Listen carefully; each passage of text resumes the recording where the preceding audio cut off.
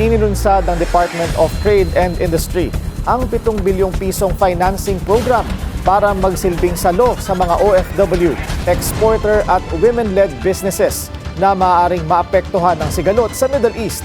Narito ang agenda report ni Ivy Reyes.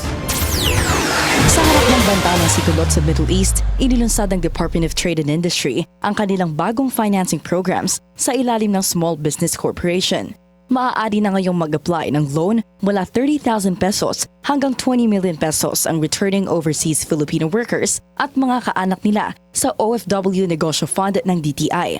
2 bilyong piso ang pondo nito na maaaring i-avail ng mga OFW sa higit 1,400 negosyo centers ng ahensya nationwide.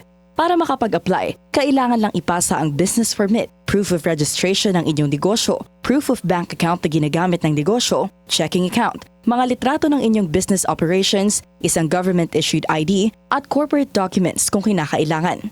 Walang required collateral para sa new borrowers at waived ang interest at principal payment para sa mga eligible products sa unang taon.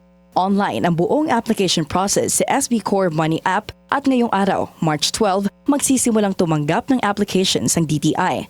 Bukod sa OFW Negosyo Fund, kasabay na inilunsad ng DTI ang Export Business Expansion Financing Program para sa Pinoy exporters. Pareho lang ang requirements para sa expansion loan application pero mas malaki ang pondo nito na nasa 3 billion pesos na ayon mismo sa Philippine Exporters Confederation o PhilExport ay pinakamalaking pondong nakuha nila.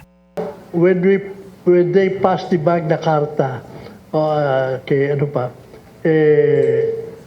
we thought it will be SB Corporation, which was a creation, SB and the SME Council were the two creation. We thought it would be the biggest lending. Pero after 10 years, it became a failure because Bangko Sentral gave a alternative compliance. Pero nagulat ako biglang may malaking pera si Secretary. It takes her to be the chair pala para makakuha ng pera. Most underbanked daw ang micro, small and medium enterprises ng Pilipinas, kaya ikinalulugod ng PhilExport ang pondong nakalaan para makapag-loan ang mga MSME ng bansa. Gaya ng pahayag ni DTI Secretary Cristina Roque sa harap ng ASEAN Bloc, sentro sa atensyon ng ahensya ang palaguin ang mga MSME sa pamamagitan ng free trade agreements. Dahil kapag may FTA ang Pilipinas sa ibang ekonomiya, may preferential tariffs na natatamasa ang bansa. Central to this is our aggressive pursuit of the free trade agreement. This administration will have the most free trade agreement in the history. President Marcos will end with 20 free trade agreements. Samantala, ang 2025 financing program ng DTI na Women's Enterprise Fund iginawad ang 21.6 million peso loan para sa 15 women-led businesses. Ang loan program na ito para sa mga kababaihan ay mayroon ding 2 billion peso fund.